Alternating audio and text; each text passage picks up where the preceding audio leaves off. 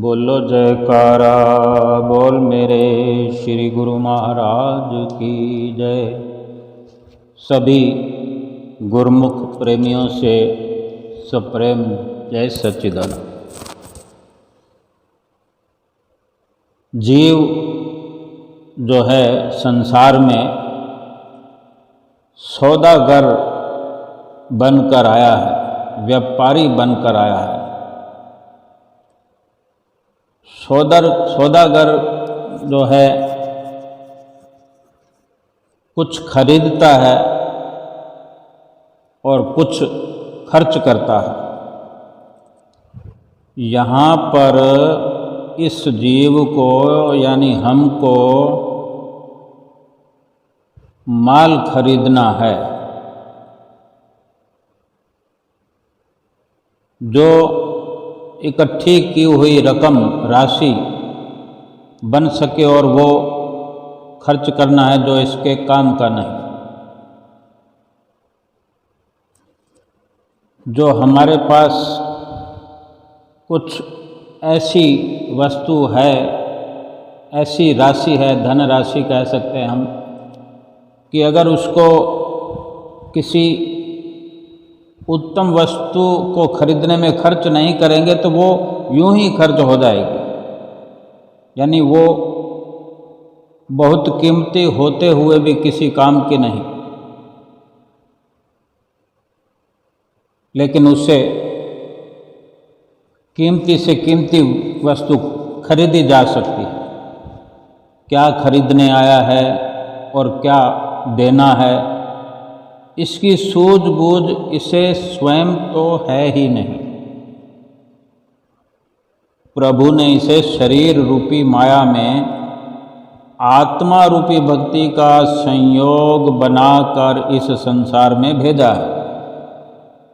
माया असत, नश्वर, क्षणभंगुर, नाशवान और छलावा है, तो भक्ति शाश्वत, नित्य और सत्य रूप है। माया रूप शारीरिक सुख भोगों के साथ साथ आत्मिक उन्नति की ओर ध्यान देना सत्य रूप आत्मा को पाना है। यदि सौदा करने इंसान इस दुनिया में आया है और यही इसका वास्तविक कर्तव्य है, क्योंकि संसार का पसारा सब जितना भी है त्रिगुणी माया है। शरीर के सुख भोग के साथ साथ इस जीव को यानी हमको आत्मिक उन्नति की ओर ध्यान देना है। उस आत्मा की लखता करना है, पहचान करना है। वाणी में परम संत कबीर साहब जी फरमाते हैं कि इक हर निर्मल जाका अंत न पार, इक हरि निर्मल जाका अंत न पार। मैले ब्रह्मंडाई के ईस मेले निस्बासुर दिन तीस, मेला मोती मेला हीर, मेला पवन पावक अरुणीर। मैले शिव शंकरा महेश, मेले सिद्ध साधक और भेख। मेले जोगी जंगल जटा सहेती, मेली काया हंस समेती। कहे कबीर ते जन परवान, निर्मल ते जो राम ही जान। कितने सुंदर वचन हैं। संत जो है सच्चाई से पूर्ण यथार्थ समझाते हैं हमें कि केवल परमात्मा ही निर्मल सत्य है, जिसका पारावार नहीं पाया जा सकता। और बाकी संसार का जितना भी पसारा है, एक परमात्मा के अलावा सब कुछ एक ही तरफ कर दिया है, एक ही श्रेणी में कर दिया है। उसको माया का पसारा कह दिया है। संसार का जितना भी पसारा है सब ब्रह्म मात्र है, भ्रम है, असत्य है, झूठा है। समस्त देवता धन, पदार्थ, हीरे, मोती, पांचों तत्व, इन तत्वों से बने हुए खंड, ब्रह्मांड सब असत्य है। ये शरीर जिसमें प्रकाशमान आत्मा विद्यमान है, मौजूद है, इस शरीर में ये आत्मा विराजमान है, वो भी अपवित्र है। केवल वही निर्मल है जिसने घट में मालिक के दर्शन कर लिए हैं, सत्य की संभाल की है, सच्चाई की खोज पर है, जिसने सच्चाई की पहचान की है, जिसे सत्य का बोध हुआ है। इस त्रिगुणी संसार की रचना में जीव इस प्रकार भूल जाता है कि नश्वर अनश्वर, सच झूठ, क्षणभंगुर और शाश्वत में भेद ही समझ नहीं आता कि क्या सही है क्या गलत है। तभी तो ये त्रिगुणी माया की भूल भुलैया में पड़कर त्रिगुणातीत प्रभु को भूल जाता है और तभी दुख, कष्ट और संताप उठाता है, हर वक्त दुखी रहता है, परेशान रहता है। ये इन सब सामानों का मालिक है। ये इंसान सभी सामानों का मालिक होते हुए भी इन्हीं सामानों का दास बन गया है। दास बनकर सुख प्राप्त करना चाहता है, सुख का सांस लेना चाहता है, सुख आनंद के समुद्र में लीन होना चाहता है, गुलाम बनकर। सुख तो तभी मिलेगा जैसे फरमाते हैं कि जिस वखर कौ लैन तो आया, राम नाम संतन धर पाया। जिस सौदे का व्यापार तो इस संसार में करने के लिए आया है, वो संत सतपुरुषों की पावन सुंदर और उन्हीं की चरण शरण ग्रहण करने पर मिलेगा, उनके ओट आश्रय से ही मिलेगा, उनकी सोहबत संगत में जाने से मिलेगा। ये सौदा जो तू करने आया है, ये दुनिया के किसी बाजार अथवा किसी ऊंचे ऊंचे गगनचुंबी महलों में भी या राजाओं महाराजाओं के खजानों में भी नहीं मिल सकता। इसका मूल्य झूठी धन दौलत और माल मिल्कियत नहीं है। जो सौदा हम करने आए हैं उसकी कीमत, उसकी जो कहते हैं ना कि हर किसी वस्तु की कीमत होती है, किसी न किसी तरह उसकी कीमत लगाई जाती है। तो हम जो वस्तु प्राप्त करने आए हैं उसका किसी भी संसार की शय से मुकाबला नहीं है, धन दौलत से भी उसका मुकाबला नहीं है। किसी प्रकार माल मिल्कियत उसकी भरपाई नहीं कर सकते, बल्कि तन प्राणों की बाजी लगाना है, यानी श्वासों की बाजी लगाना है, शरीर की बाजी लगाना है, मन की बाजी लगाना है, तभी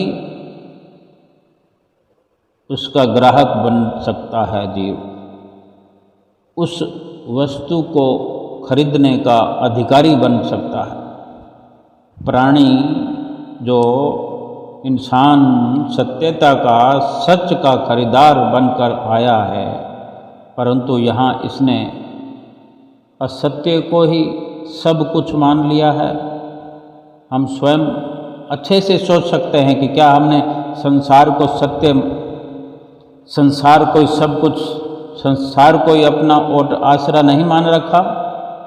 लेकिन संसार को तो हर किसी ग्रंथ में, हर सदशास्त्रों में, हर गीता में, रामायण में असत्य कहा गया कि ये संसार झूठा है और झूठे ही इसके सभी पसारे हैं, और हमने इसी पर आधारित होना सीख लिया है, इसी के गुलाम हुए पड़े हैं। लेकिन आए तो हम सत्यता के व्यापारी बनकर हैं। हमें जन्म तो ये सच का सौदा खरीद करने के लिए, सच का सौदा एकत्र करने के लिए ही मिला हुआ है, और क्या करने में लग गए हैं? झूठ का व्यापार करने में लगे हैं। इसी असत्य संसार को ही सत्य मान लिया और उसी झूठे व्यापार में रात और दिन हम लगे पड़े। अपना काम हम भूल गए हैं। हमारा वास्तविक काम, असली काम जो है उसे भूल गए। एक बार की पुराने समय की, जब स्वामी राम जापान में गए थे और परमार्थ परोपकार के प्रदर्शक बनकर, और जो परमार्थ के रास्ते पर चलने वाले होते हैं वो हर पहलू में सच्चाई की ही खोज करते हैं। किसी भी पल में, किसी भी वस्तु को खरीदने में, खर्चने में, उनका जो पहलू होता है वो सत्य की खोज करना। हर चीज़ को सत्यता की कसौटी पर परखते हैं और दूसरों को भी जतलाते हैं, समझाते हैं। उन्होंने एक घटना आँखों से अपने देखी, घटित होती हुई देखी वहाँ जापान में। वो घटना देखकर चकित हो गए और अचानक से उनके मुंह से निकला अचंभा, अचंभा, अचंभा। और लोगों ने कहा कि वाह संत, तुम बड़े अच्छे आए। किसी का यहाँ घर जल रहा है और तुम चुटकुले बना रहे हो, मजाक बना रहे हो। तुम्हारे लिए सब कुछ अचंभा है। प्रभु की करनी और कुदरत है ये सब। तुम क्या जानो किसी के दुख दर्द को। जिसने मेहनत से इतना कमाया होगा उसे ही मालूम है कि कौन पसंद की कमाई कैसी होती है, कितनी मुश्किल से होती है। ये वहाँ खड़े हुए लोगों ने कहा और स्वामी राम खड़े खड़े फिर भी कह रहे थे यही कि महान अचंभा। दुनिया का हाल और जीव का कमाल यही है। इसको, घटना को फिर से हम सीधे सरल शब्दों में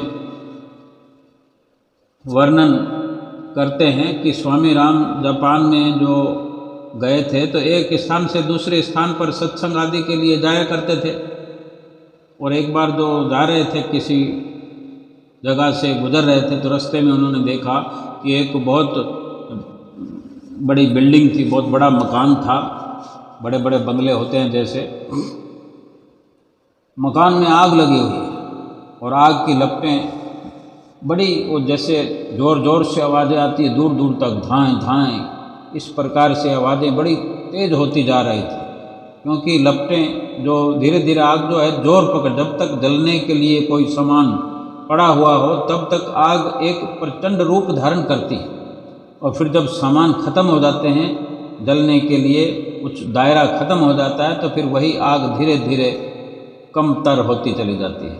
तो वो आवाज़, आग की जो तीव्रता है वो एक आवाज़ के साथ बढ़ती हुई जा रही थी। मकान मालिक मकान के बाहर खड़ा हुआ जोर जोर से चिल्ला रहा था, रो रहा था कि मेरा सब कुछ मिट्टी हो जाएगा, मुझे बचाओ, मैं कंगाल हूँ, मैं कंगाल हो जाऊँगा, बहुत मेहनत से कमाया था, जल्दी मेरी सहायता करो।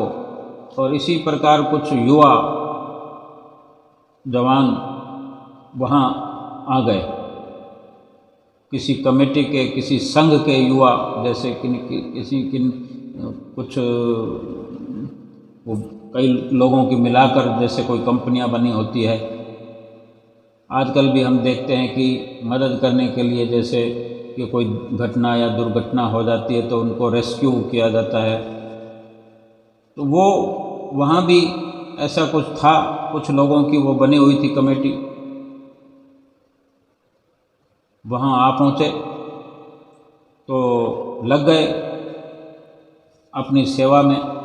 उनमें से एक दो व्यक्ति जो थे वो उस मालिक को, घर के मालिक जो बाहर खड़ा चिल्ला रहा था, उसको दिलासा दे रहे थे, घबराओ नहीं, बताइए आपका धन और कीमती सामान किस किस कमरे में है, जहाँ जो ज़्यादा कीमती सामान हो पहले उसे निकाल लिया जाए, क्योंकि जल्दी बहुत आ गए थे वो लोग। तो उम्मीद की जा सकती थी कि आग में घुस करके कुछ बचाया जा सकता है, तो वो जल्दी जल्दी पूछ रहे थे और उसको ढांढस बंधा रहे थे मकान के मालिक को। और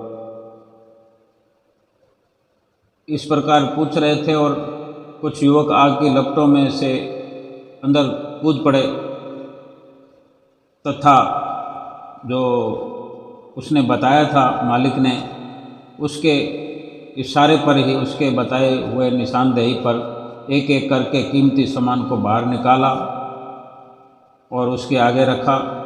उस सारे सामान को अपने सामने देखकर उसे कुछ राहत मिली, क्योंकि कुछ कीमती सामान बचा लिया गया था। चाहे जितना भी हो, लेकिन आग के साथ, आग के सामने तो कुछ बचता ही नहीं है, सब का सब मिट्टी हो जाता है। 1 रुपया, एक पैसा भी बच के नहीं रहेगा। लेकिन समय रहते अगर कुछ भी बचा लिया जाए, अरबों खरबों की संपत्ति हो, बहुत बड़ी बिल्डिंग हो, बहुत बड़ा मकान हो, अरबों खरबों में से अगर लाखों भी बचा लिए जाएं तो आज तो, और उसके मुकाबले में जो अरबपति के सामने तो लाखों में खेलने वाले भी बहुत दुनिया हुआ करती है, वो भी बहुत अच्छे से जीवन व्यतीत करते हैं। तो वो संतुष्टि थोड़े पल के लिए उसने करी कि अरबों खरबों की संपत्ति में से कोई 8-10 करोड़ का नुकसान हो गया तो कोई हर्ज नहीं, माल भी बच रहा है, जान भी बच रही है। क्योंकि कीमती से कीमती सामान को निकालते निकालते फिर ऐसे देखते देखते सारे मकान को आग ने लपेटे में ले लिया, और नौजवान भी अपनी विजय पताका फहराते हुए गर्व से फूल रहे थे, फूले ना समा रहे थे कि हम इस सेठ के कथन अनुसार, इसने जो बताया, सारा सामान बाहर निकालने में सफल हो गए। और अब सब नौजवान जो थे उस आग से बाहर निकलकर सेठ के पास ही खड़े हुए थे और ये पूछने लगे कि अब तो आपकी इज्जत बनी रह जाएगी, अब तो आपका मोटा मोटा सामान बचा लिया गया है।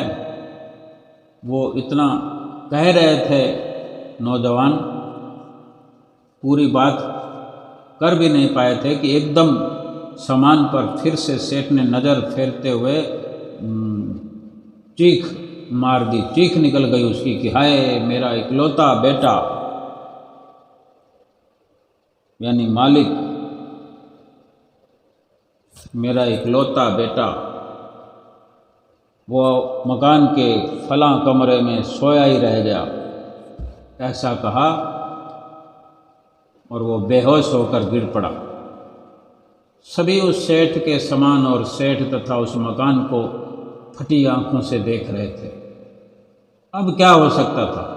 जिस कमरे में बच्चा सोया हुआ था वो स्थान तो कब का भस्मीभूत हो चुका, मिट्टी मिट्टी राख हो चुका था। दूर खड़े हुए ये दृश्य, ये जो घटना थी, स्वामी राम ये दृश्य आँखों से देखा और वो सब कुछ जो नौजवान खड़े हुए थे और सेठ ने जो शुरू से लेकर अंत तक चिल्लाने का जो उसका वो उसके मुंह से चिल्लाते हुए कि पहले वो चिल्ला रहा था तो वो सामान देकर खुश हुआ, फिर जो बाद में राहत, सबको लगा कि अब राहत मिलनी चाहिए, तो फिर से वो जब उसको अपने बेटे की याद आई और फिर से चिल्लाया, सब कुछ पाकर भी चिल्लाया। यानी जो उत्तराधिकारी था वो मालिक था उस मकान का जो बच्चा, और उसने उच्चारण किया कि हाय मेरा इकलौता बेटा मालिक, यानी वही उसका बेटा था, वही इस मकान का असली मालिक था। हमारे बच्चे ही तो हमारे मकान के मालिक होते हैं, हम भली भांति ये जानते और दिल से स्वीकार करते हैं। जो कुछ भी इंसान बनाता है, हम बनाते हैं अपने बच्चों के लिए बनाते हैं। अगर कोई और रहेगा ही नहीं हमारे जीवन में तो इन सब चीज़ों के क्या मायने हैं। इसी प्रकार का संसार का व्यवहार है। तो स्वामी राम जो है इसीलिए बोल उठे कि अचंभा अचंभा महान अचंभा, कि सारे सामानों की तो याद आई, लेकिन जो उत्तराधिकारी था, जो मालिक था इस मकान का, यानी उस सेठ का पुत्र था, उसकी याद नहीं आई। जो इस सारे सामान का मालिक था उसकी याद नहीं, उसे खो दिया और सामान को बचा लिया। संत महापुरुष सत्य और सत्य की, कुदरत की हर चीज में खोज करते हैं, सत्य प्रकृति की हर चीज में खोज करते हैं सत्य की, सच्चाई की, कि सच्चाई क्या है।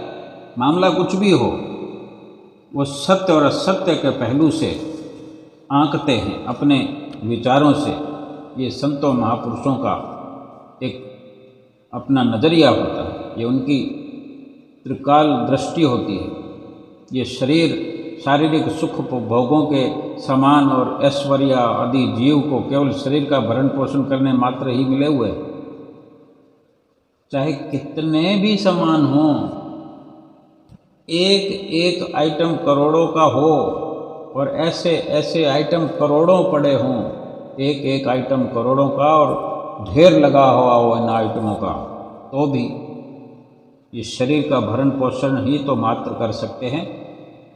शरीर को निरोग रख सकते हैं, हष्ट पुष्ट रखकर इसकी मालिक आत्मा का चिंतन तो नहीं करा सकते। इससे इस शरीर को सुंदर सुडौल बना सकते हैं, कुछ समय तक ताकतवर बना सकते हैं। जो इसकी मालिक जीवात्मा है, इस शरीर का जो अंदर बैठा हुआ मालिक है जीवात्मा, उसका अगर ख्याल नहीं तो ये सब सामान जो मिले उसका लाभ क्या हुआ हमें, कि हम केवल उन्हीं में रच पच करके सामानों में उन्हीं में लिप्त रहें और उसका चिंतन नहीं करें, उसका ख्याल नहीं करें। मालिक ने इसलिए ये सब कुछ दिया है अपने अपने प्रारब्ध अनुसार, कि इस प्रारब्ध के साथ रहते हुए, इनको इनका सुख भोगते हुए, इनकी सुविधाओं के साथ रहकर अपने उस शरीर का जो मालिक है जीवात्मा, इस जीवात्मा का चिंतन करें, इसकी पहचान करें। आत्म चिंतन ही हमारा असली कार्य और परम लक्ष्य है इस जीवन के अंदर। परंतु ऐन्द्रिक रस भोगों में फंसकर हमने मायावी सामान एकत्र करना, शान शौकत बनाना, संसार की शान शौकत, शान शौकत की हम कितनी शान शौकत के लिए कितनी बाजियां लगा देते हैं। शरीर को संवारना, सजाना, यही लक्ष्य बना लिया है अपना, और उसी में लिप्त हमने मालिक को भुला दिया है। परंतु अंत समय, अंतिम पलों में हमारा फिर क्या हाल होगा जो उस सेठ का हुआ। शरीर और शारीरिक नाते संबंधी, माल मिलकत, सब के सब यहीं रह जाएंगे और आत्मा को गंदी गंदी योनियों का शिकार होना पड़ेगा। ये क्या यही हमारी इस संसार की तरक्की है? यही हमारा जीवन है इस जीव का? यही इस संसार में आने का निचोड़ है? मालिक जो प्रभु जो सत्य है उसकी संभाल नहीं की तो फिर परिणाम तो हमें भुगतना ही पड़ेगा। महापुरुष हमें चेतावनी देते हैं, समझाते हैं कि वणज करो वणजारियों, वखर लेओ समाल, तैसी वस्तु विसाइए जैसी निभ है नाल, अग्गे साहू सुजान है लैसी वस्तु संभाल, भाई रे राम कहो चित लाए, हरि जस वखर ले चलो सहू देखे पति आए, जिना रास न सच है क्यों तिना सुख होए, खोटे वणज वणजिए मन तन खोटा होए। फाही फाथे मिर्ग ज्यों दुख घणो नित रोए, खोटे पोते ना पवई तिन हर गुरु दर्श न होई, खोटे जात न पात है खोट न सीझई कोय, खोट न सीझस कोय खोटे खोट कमावणा आया गया पत खोए, नानक अन समझाइए गुरु के शब्द सालाह, राम नाम रंग रतिया भार न भरऊ तिना, हर जप लाहा अगला निर्भय हरि मन माह। अपने सुंदर शब्दों में आगाह करते हैं, सचेत करते हैं, खबरदार करते हैं कि ये मनुष्य रूप व्यापारी तू इस संसार में व्यापार करने के लिए आया है।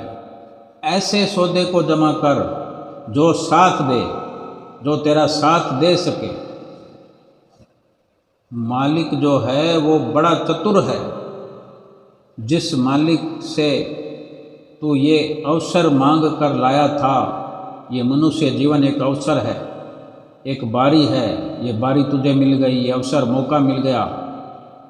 जहाँ ऐसा सौदा कर जो सौदा करने के लिए तू आया था, वही सामान, वही सौदा एकत्र कर, क्योंकि तुझे साथ लेकर जाना है और साथ ले जा सके वही सौदा अख्तियार कर, वही सौदा एकत्र कर। आगे वाला मालिक जो है, जिसको तुझे रूबरू होना है, वो बड़ा चतुर है, सियाना है। वो अपनी सत्यता की पूंजी, वही सत्य का व्यापार जो तुझे करने के लिए भेजा था, वही पूंजी तुझसे मांगेगा। देखना चाहेगा कि जो तूने कहा था वो तू करके आया कि नहीं। जो उसने तुझे संसार में भेजते समय पूंजी दी थी, सही मायने में व्यापार करने के लिए, वो सत्य स्वरूप आत्मा, इसको देकर तुम्हें भेजा था। इसलिए आत्मिक धन, भक्ति का धन एकत्र करने का प्रयत्न कर। उस धन के लिए किस वस्तु की जरूरत है? वो है मालिक के नाम का धन, मालिक के नाम की बख्शिश हो हमें। इसलिए संत महापुरुषों की शरण से उस नाम की प्राप्ति कर और चित्त लगाकर भजन सुमरण कर, ताकि परलोक में अर्थात मालिक की उस दरगाह में मुख उज्ज्वल होकर जा सके।